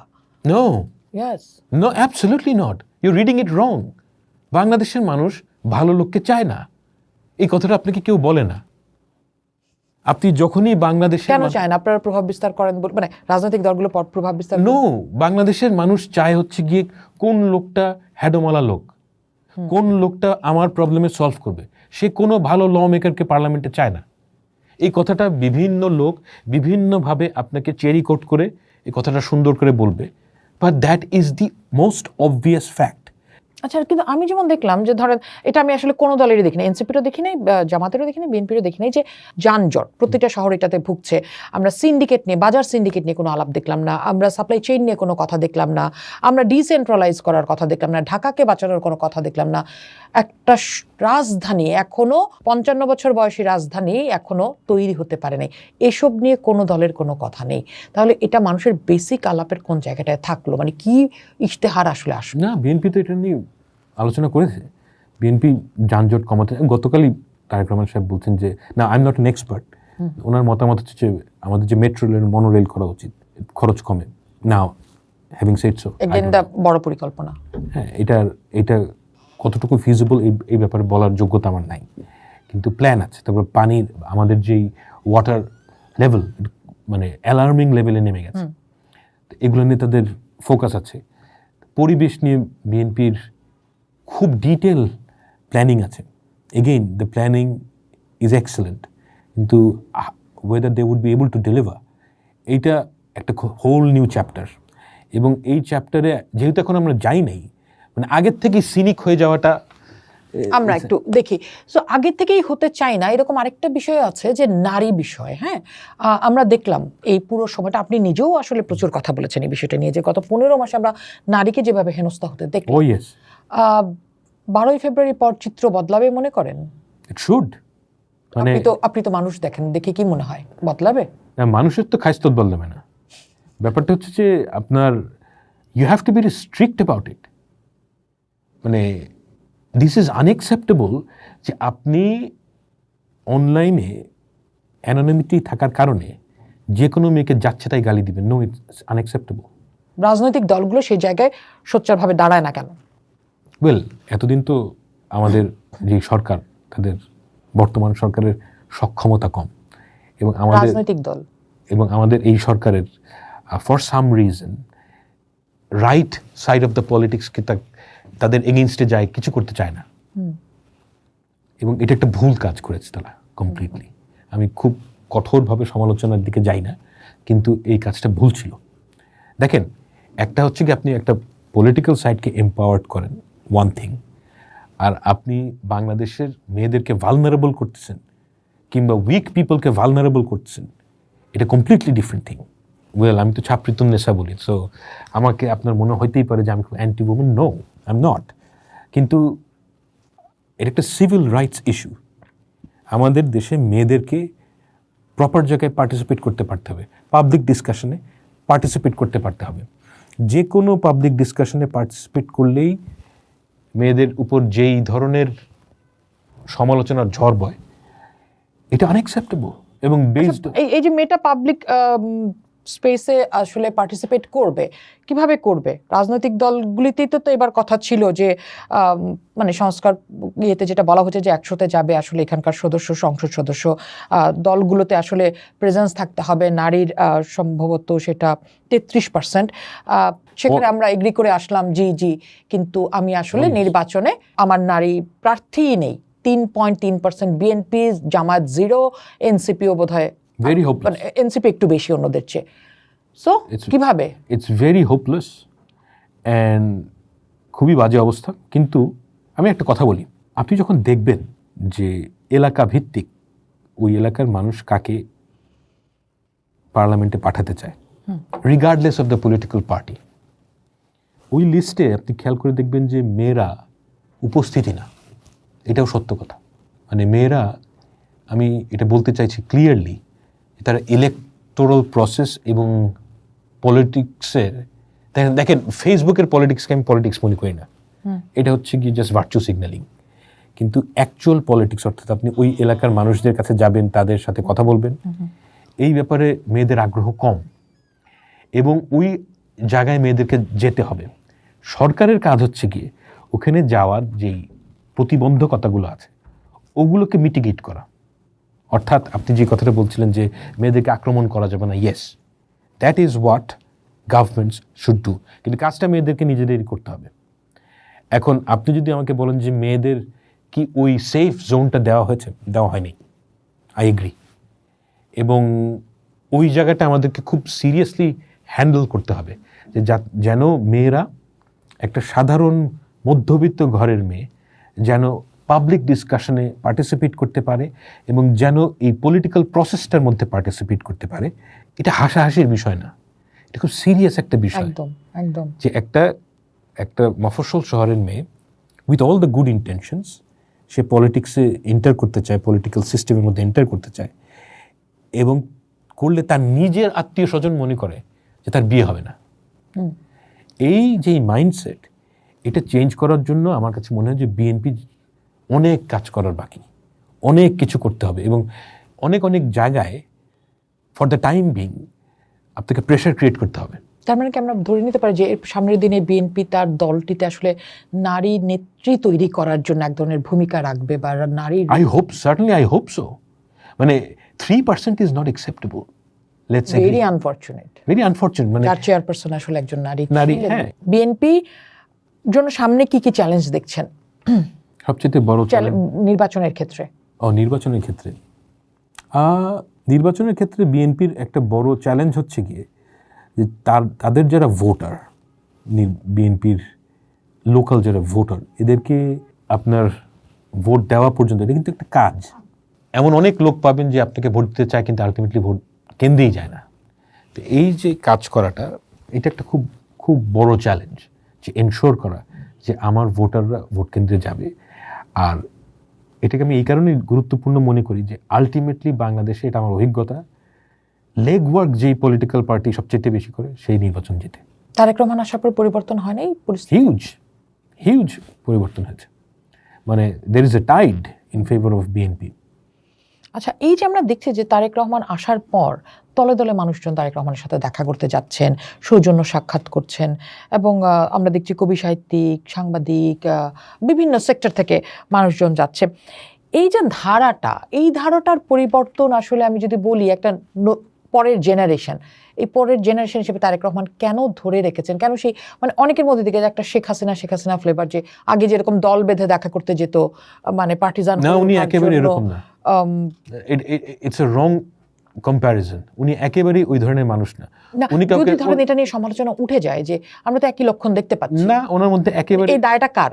যারা আসছে তাদের, নাকি এখানে কোনো দায় না? এখানে কোনো দায় না। একটা কথা হচ্ছে যে ধরেন আপনার দেখা করার ইচ্ছা, অনেক মানুষ দেখা করতে চান, এবং উনি কাউকে ডাকতেছেন না, কিন্তু হ্যাঁ, উনি অল্প কিছু গ্রুপকে, যেমন যারা গুম হয়েছে এদের সাথে এনগেজড হতে নিজে চেয়েছেন, এবং অন্য যারা আছে তারা অনেক ম্যাক্সিমাম পিপল তার সাথে দেখা করতে চান। এখন হোয়াট উড ইউ ডু? আপনি যদি দেখা করতে না চান, আপনাকে বলবে যে উনি জনবিচ্ছিন্ন নেতায় পরিণত হয়েছেন। হ্যাঁ, আর যদি দেখা করতে চান তখন আপনি বলবেন হাসিনা হয়ে যাচ্ছে। না, সেটা তো খুবই ব্যক্তিগতভাবে দেখা হইতে পারে, by this media and all that, এবং এটা খুব ব্যক্তিগতভাবেই তো ওনার অফিসে যান, মানে মানে এটাকে কি বলা যেতে, অফ দ্য রেকর্ড হইতে পারে। উনি কিন্তু অফ দ্য রেকর্ডই চান। যারা ছবি তুলতে চায় তারা ওটা অফ দ্য রেকর্ড রাখেন না। আচ্ছা, ওকে। আমরা একটা জিনিস দেখছি যে এবার একটু আমরা জামাতের রাজনীতি কেমন দেখছেন? নির্বাচনকে ঘিরে জামাত ঠিক কোন রাজনীতিটা করছে? সামনের দিনে তার কি রাজনীতি দেখতে পাচ্ছেন? It's a very broad question. মানে জামাতের রাজনীতি যদি আপনি খুব ফোকাস করে দেখেন, যে তাদের রাজনীতি হচ্ছে অ্যান্টি বিএনপি, একটা ন্যারেটিভ তৈরি করা, বিএনপি সব খারাপ, সুতরাং কোনো অপশন নাই, আমাকে ভোট দাও। কারণ তাদের হচ্ছে গিয়ে ওই ব্যাপারে খুব আগ্রহ, মানে ওকে ভোট দিও না, সবাইকে বাদ দিয়ে কাউকে ভোট দিও না, তাহলে আমাকেই ভোট দিতে হবে। এটা হচ্ছে কি তাদের যে পলিটিক্স এই মুহূর্তে। আমি কি করব, কি ডেলিভার করব, কারা আমার কাজ ডেলিভার করবে, এগুলো নিয়ে তাদের ফোকাস নাই। ছড়ানোর রাজনীতি দেখতে পান? হ্যাঁ, প্রবলভাবে। এবং এটা যদি ইলেকশনের আগে থাকে, ইলেকশনের আগে সবাই কম্পিটিং, দ্যাটস প্রবলি ওকে। কিন্তু এই খাইসলত যদি ইলেকশনের পরেও এটা জারি থাকে, তাহলে ইটস অ্যালার্মিং। কারণ অ্যালার্মিং ইন এ সেন্স, এইভাবে আপনি বাংলাদেশ চালাতে পারবেন না। That this is a problem. Huge problem দোষারোপ না করে if you look at it, this is simply not tenable. আপনি 57% অফ ইউর রেভিনিউ বাজেট আপনি বেতন, ডেট সার্ভিসিংয়ের পিছনে ব্যয় করছেন। How would you run this country? So there needs to be a consensus about these things. যে আমি এখানে politics করবো না, দিস আর স্ট্রাকচারাল ইস্যুস যেখানে আমাদের পলিটিক্স করার কোনো উচিত না, এবং এখানে আমাদেরকে স্ট্রাকচারাল ইস্যুতে বাইপার্টিসান সাপোর্ট খুবই দরকার। And what about NCP? এনসিপির রাজনীতি কোথায় দেখতে পাচ্ছেন, কি দেখতে পাচ্ছেন? মানে ব্যাপারটা কিরকম জাহারতে এক্সিস্ট? আমি এনসিপি সম্বন্ধে কিছু বলতে চাই না।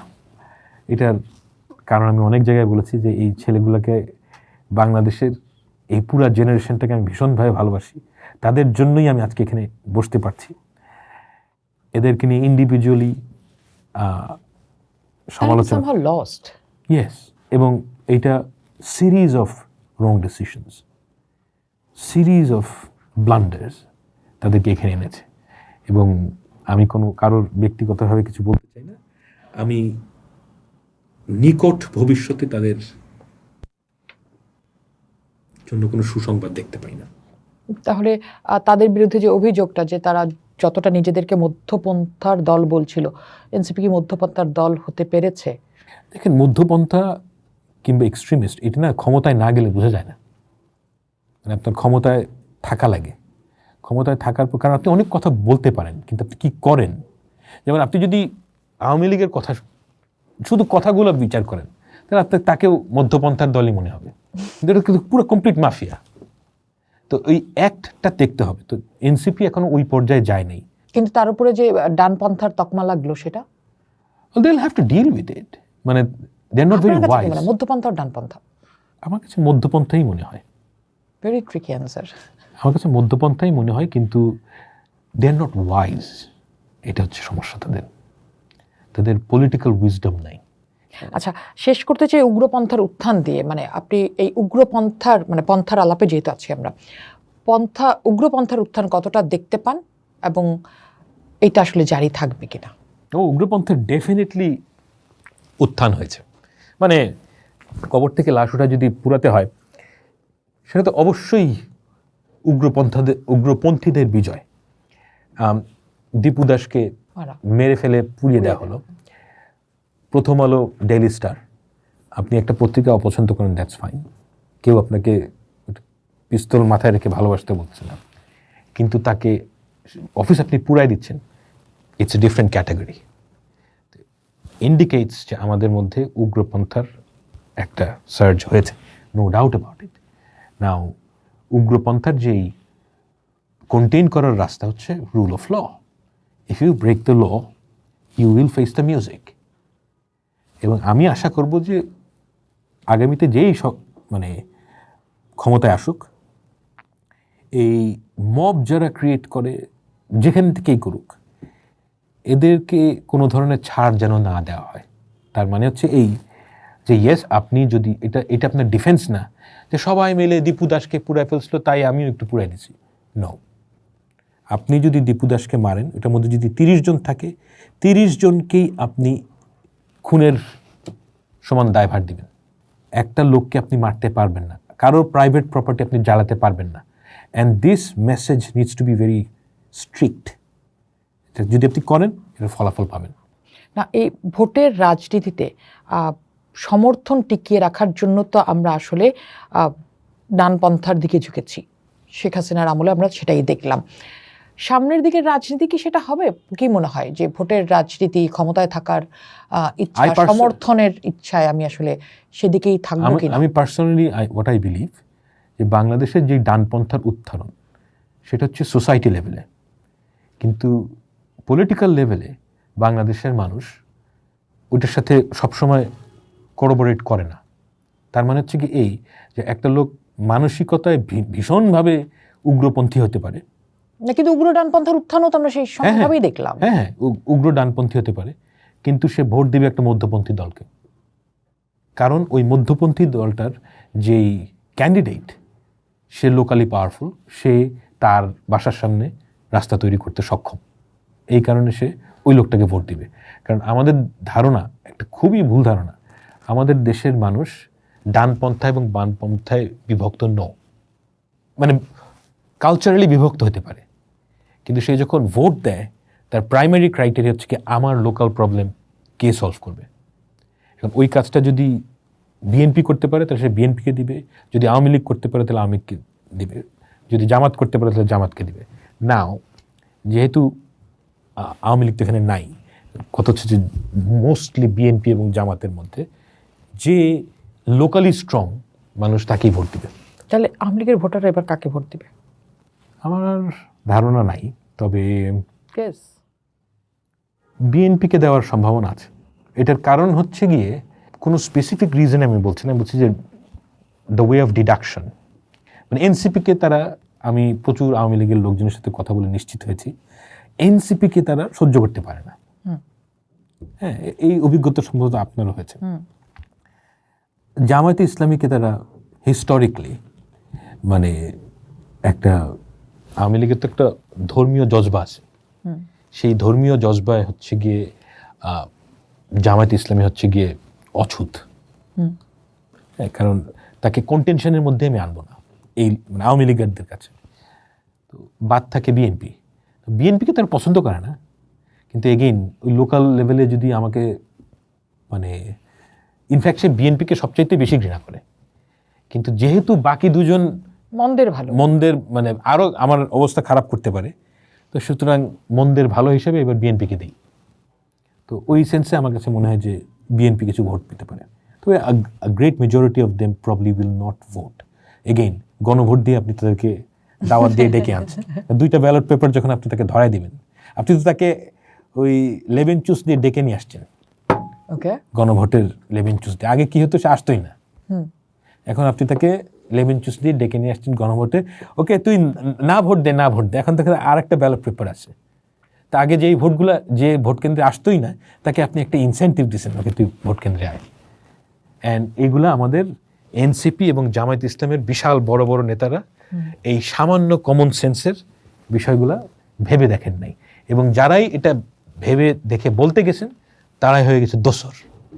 বাংলাদেশে তো এখন কিছু সেন্সেবল কথা বললেই দোসর, মানে এটা যে একটা ভ্যালিড পয়েন্ট অফ ভিউ ওইটা নিয়ে দুই দণ্ড কেউ চিন্তা করে না, সবাই 1 সেকেন্ডের মধ্যে জাজমেন্টে আসতে চায়, কিছু করার নাই। তাহলে আমরা গণতন্ত্রের পথে কিভাবে যাচ্ছি বা আদতেই কি যাচ্ছি এটা দেশে? অ্যাবসলিউটলি যাচ্ছি। আমি মানে আমাদের যে নির্বাচন হচ্ছে ডেমোক্রেসির ফার্স্ট স্টেপ, এবং আমরা ফার্স্ট স্টেপে কমিট করবো ইনশাল্লাহ 12 তারিখ। এবং আমার কাছে মনে হচ্ছে যে জবাবদিহিতার যে কালচার শুরু হয়েছে 5ই আগস্টের পরে, আওয়ামী লীগ আমল থেকে অনেক বেটার। আওয়ামী লীগ আমলে তো মানে পলক সবাই ছোট ছোট রাজা ছিল, এখন তো প্রত্যেকটা পলিটিক্যাল লিডার, জামাত বলেন বিএনপি বলেন, সে তো জনমতকে কেউ উপেক্ষা করে না। পারফর্ম করতে পারছে না কিন্তু কেউ উপেক্ষা করে না। হাসিনা তো জনগণকে 2 পয়সা দাম দিত না। এই দেশের মানুষের পলক বলেন, তারপর ওই যে ওই দাড়িওয়ালা লোকটার নাম কি জানি, ওই যে জেলে গেল, ওই যে টম ফোর্ডের গ্লাস পরেছিল, দরবেশ, হ্যাঁ আচ্ছা, সালমান এফ রহমান। তো মানুষই মনে করতো না। আপনি কি সত্যি কথা বলেন, আপনি বিএনপি বলেন, জামাত বলেন, এনসিপি বলেন, কাউকে দেখছেন যে ওই লেভেলের ডিসরেসপেক্ট দিতে মানুষকে? সে তো 15 বছর ক্ষমতা ভোগ করে নাই, কিন্তু এখন কি দিচ্ছে? ওয়াই ডু ইউ থিঙ্ক যে এটা নাই হয়ে যাবে 12ই ফেব্রুয়ারির পর? বাংলাদেশে 5ই আগস্টের আগের অবস্থা ফিরে আসবে না। গণতন্ত্রের পথে যদি আমরা হাঁটি, সেক্ষেত্রে নির্বাচনের পর আমরা শক্ত বিরোধী দল পাবো, এই চেহারা দেখতে পান? মানে আমার গণতন্ত্রের জন্য এটা অত্যন্ত জরুরি। আমি যেটাতে ভয় পাই, মানে অনেকেই বলেন যে বিএনপি ক্ষমতায় আসবে। যদি বিএনপি ক্ষমতায় আসে তাহলে লজিক্যাল ডিডাকশন বলে যে জামায়াত ইসলামী হবে গিয়ে বিরোধী দল। নাও যেই জায়গাটায় আমার চিন্তা যে জামায়াত ইসলামীর যারা ক্যান্ডিডেট, এদের মধ্যে আমি দেখেন কেউ সৎ অসৎ এই তর্কে যাচ্ছি না, আমি বলছি যে এই ক্যান্ডিডেটদের মধ্যে লার্জ অর্গানাইজেশনে কাজ করা ক্যান্ডিডেট খুব কম। এটা কিন্তু ট্রিভিয়াল ইস্যু না।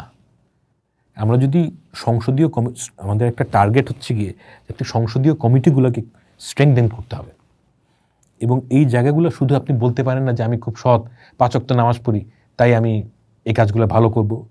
Not necessarily so.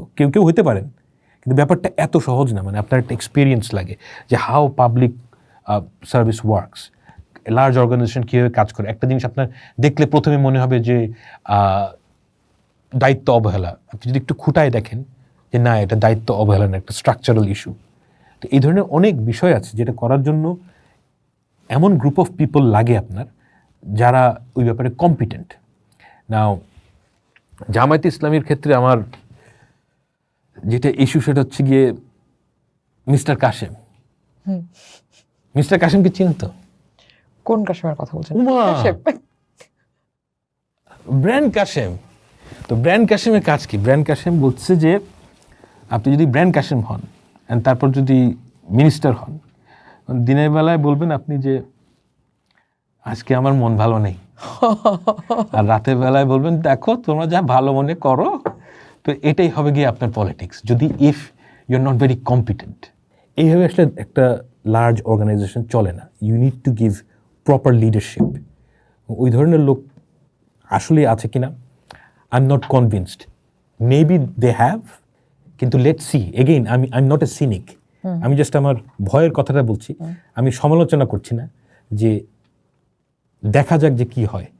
এবং আমি এটাও এক্সপেক্ট করি না যে সব কিছু একদম সুন্দর মতন হয়ে যাবে, নো। বাট মুদ্রা কথা হচ্ছে যে আমরা একটা সিস্টেমের মধ্যে কমিট করবো। অনেক ধন্যবাদ জনাব ফাহাম আব্দুল সালাম। আরও অনেক প্রশ্ন রয়ে গেছে আসলে, কিন্তু এত আর দীর্ঘ করতে চাই না আলাপ, তাই না? অনেক ধন্যবাদ সময় দেওয়ার জন্য এবং চমৎকার আলোচনার জন্য। যে জায়গাটাতে শেষ করলাম যে আমরা সিনিক না হয়ে বরং ভবিষ্যৎটা সুন্দর এটা ভেবে আগাই, রাইট? এক্স্যাক্টলি, আমাদের সামনের দিন সুন্দর। একদম, ব্যালট আমাদের হাতে। সো আমাদের দিন সুন্দর করার দায়িত্ব আসলে আমাদের হাতেই। সেই ব্যালটটি আপনার হাতে, সেখানে আপনি নির্ধারণ করবেন আপনি আপনার দেশটি সুন্দর করতে চান কিনা, গণতন্ত্রের পথে হাঁটতে চান কিনা। পোস্ট দেখুন, ভাবুন, করুন, পোস্টের সাথেই থাকুন।